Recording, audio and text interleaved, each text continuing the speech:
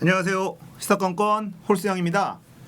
자, 이번에 다뤄볼 이야기는 MBC 스트레이트 재건축 아파트로 부자가 된 엄청나게 많은 이익을 남긴 이 국회의원들 후속 보도 이야기입니다. 저번 주 스트레이트에서 먼저 포문을 열었습니다.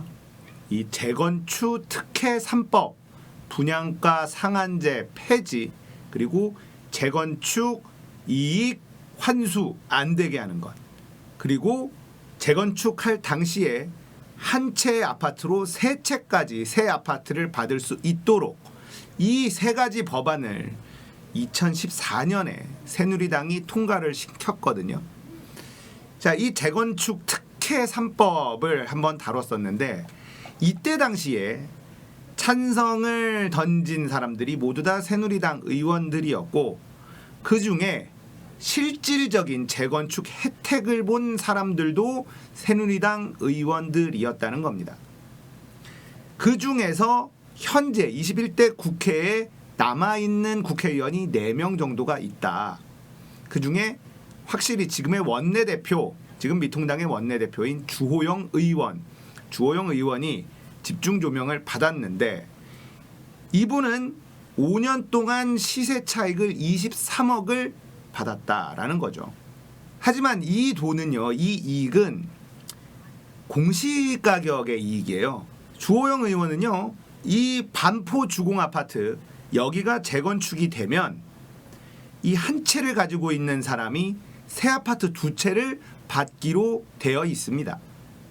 이 새 아파트의 가격이 어떻게 형성될지는 또 모르고 이 2채가 어느 정도의 시세를 만들어낼지 모르기 때문에 이 이익은 훨씬 더 커질 것으로 누구나 쉽게 짐작할 수가 있죠.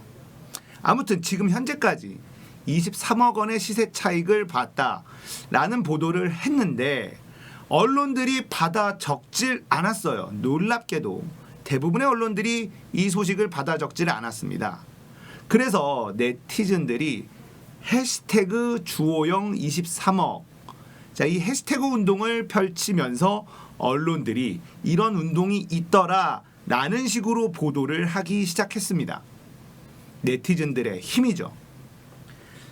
자, 그리고 어제 스트레이트는 추가 보도를 했습니다. 이 추가 보도 내용을 보면요, 진짜 웃겨요. 재미있습니다. 일단 주호영 원내대표 이야기가 굉장히 재미있는데 더 재미있는 건 박덕흠 의원 한 번씩 조금 들어볼 텐데요. 이거 진짜 재밌습니다. 끝까지 한번 들어봐 주시면 좋겠어요. 먼저 MBC 스트레이트가 주호영 의원과 전화 통화를 합니다. 이 내용 한번 들어보시죠.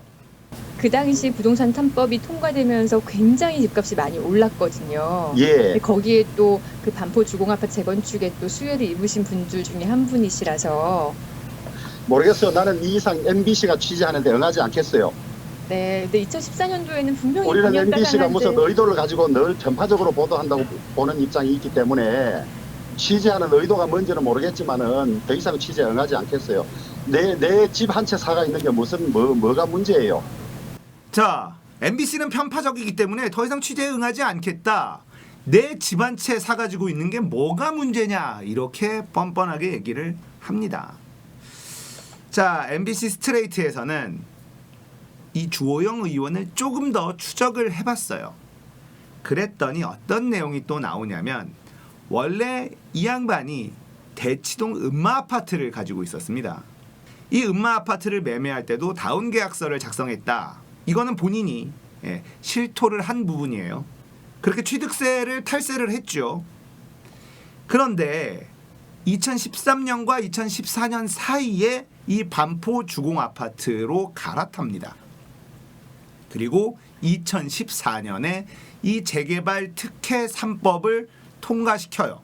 본인이 찬성표를 던지죠. 자, 이 재건축 특혜 3법, 이 법안은요, 꽤 오랫동안 논의가 되던 법안입니다. 그 당시 민주당에서는 계속해서 반대를 했었던 법안이에요.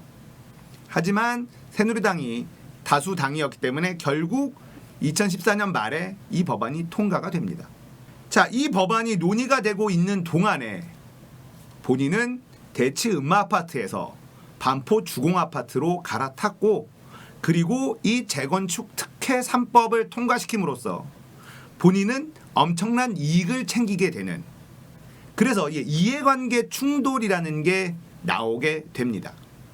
사실은 이 이해관계 충돌 관련된 부분은 김영란법을 통과시킬 때 이걸 집어넣으려고 했는데 이 새누리당의 반대로 이해관계 충돌을 집어넣지 못했습니다.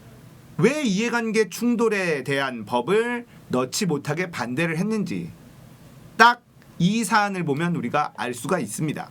본인들이 해먹어야 되니까, 본인들이 법안을 통과시키면서 자기가 이익을 가져가야 되니까 이 이해관계 충돌법을 김영란 법안에 집어넣으면 재건축집을 가지고 있는 사람은 이 법안을 낼 수 없는 겁니다. 그렇게 될 수 있기 때문에 기를 쓰고 김영란법에서 이해관계 충돌 관련된 조항을 뺀 겁니다. 자, 주호영 원내대표 지역구는 대구 수성구죠.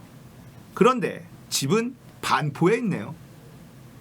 대구에는 집이 없어요. 자, 이 사람은 어느 지역의 발전을 위해서 애를 쓸까요? 내 재산은 강남에 있습니다. 대구에는 내 재산이 없어. 대구 시민들 좀 현명한 판단을 하시길 바랍니다. 이런 문제가 나올 때 분노해야 돼요. 표를 주니까 대구에 출마를 하고, 하지만 나의 모든 재산은 서울 강남에 있는 사람이에요. 충격적인 건 유승민 의원도 강남 재개발 아파트에 재산이 있었습니다. 유승민도 이 재건축 특혜 3법에 찬성표를 던진 사람이죠. 만약에 지금 21대 국회에 유승민 의원이 당선돼서 활동을 하고 있었다면 언론에서는 유승민 의원도 비중 있게 다뤘겠지만 지금은 국회의원 신분이 아니기 때문에 다루지 않았던 것뿐이죠. 자, 미통당에는 박덕흠 의원이라는 양반이 있는데요. 이 양반의 인터뷰가 아주 재밌습니다. 한번 들어보겠습니다. 이익 충돌에 해당되지 않느냐라는 비판들이 좀 있는데 이거에 대해서 의원님께 좀 여쭙고 저희 싶어서 집을 한 채, 뭐 두 채 갖고, 저는 이제 집을 갖고 있는 게 제가 부동산 투기를 한 게 아니고 살 집을 제가 갖고 있는 거예요. 네. 어떤 살 집이냐? 내가 원래 저 잠실에 있는 건 내가 원래 살다가 네. 장인 집이에요, 장인. 장인 집에서 살다가 내가 집을 하나 사서 강남으로 왔어요. 네네. 네? 내가 투기한 게 내가 살라고. 박 의원은 집값이 올라 자기도 손해를 보고 있다고 주장했습니다. 계속 난 평생 살아야 될 집이거든. 네네. 살아야 될 집에서 사는데 집값이 올라가면 세금만 더 내고 이리 보면 더 내고 내가 플러스 되는 게 뭐가 있어? 플러스가 돼야 되는지 이해 충돌이 있는 거지. 근데 나는 지금 집값이 올라가고 나는 화가 난 사람이에요. 5억짜리 10억이 되고, 예? 그때 10억짜리가 지금 얼마지? 25억이 되는 거예요. 25억. 네. 그러니까 이 사람들이 좋은 집으로 애들하고 같이 더 크게 가려고 해도 지금 못 가는 그런 형국이 됐다고. 나는 그런 부분이 너무나 지금 안타까운 거예요. 이게 서민들한테 정책이 거꾸로 가 있기 때문에 그래서 제가 말씀드리는 겁니다.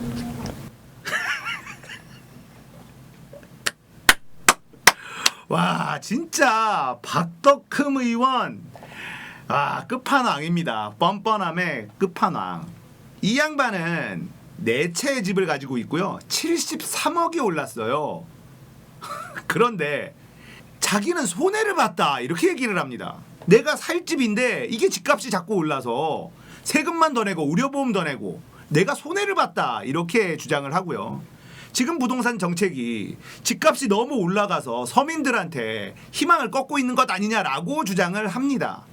그런데요, 지금 집값이 오른 첫 번째 주범은 바로 당신들, 이 재건축 특혜 3법을 통과시킨 그 순간부터 4년 동안 꾸준히 단 한 번의 하락도 없이 4년 동안 상승만 합니다. 73억이 올랐지만 나는 손해를 본다. 세금을 자꾸 더 내기 때문에 나는 여기서 살 거라서. 자, 이분이 살고 있는 게 아이파크인가 뭐 그럽니다. 엄청 비싼 곳인데 이 양반도 지금 선수촌 아파트인가요? 아시아 선수촌인가? 뭐 여기 재건축 단지 아파트를 또 가지고 있어요. 자, 미통당에 입당하고 활동하는 데 있어서 기본적인 이 필수 덕목, 의원으로서 갖춰야 될 필수 덕목이 바로 이 뻔뻔함인데요. 이 뻔뻔함을 장착한 박덕흠 의원, 정말 끝판왕이다. 미통당에 너무너무 잘 어울리는 그런 인재다라는 생각이 드네요. 거기다가 인터뷰에서 이익 충돌이라는 얘기가 나오죠. 이 박덕흠 의원은요, 바로 국토위에 있는 사람입니다. 다주택자가 국토위에 있으면서 집값에 대한 직접적인 영향을 끼칠 수 있는 자리에 있다? 이건 모든 국민이 이해할 수 없는 거예요. 그런데 버젓이 이렇게 활동하고 있는 국회의원들이 있습니다.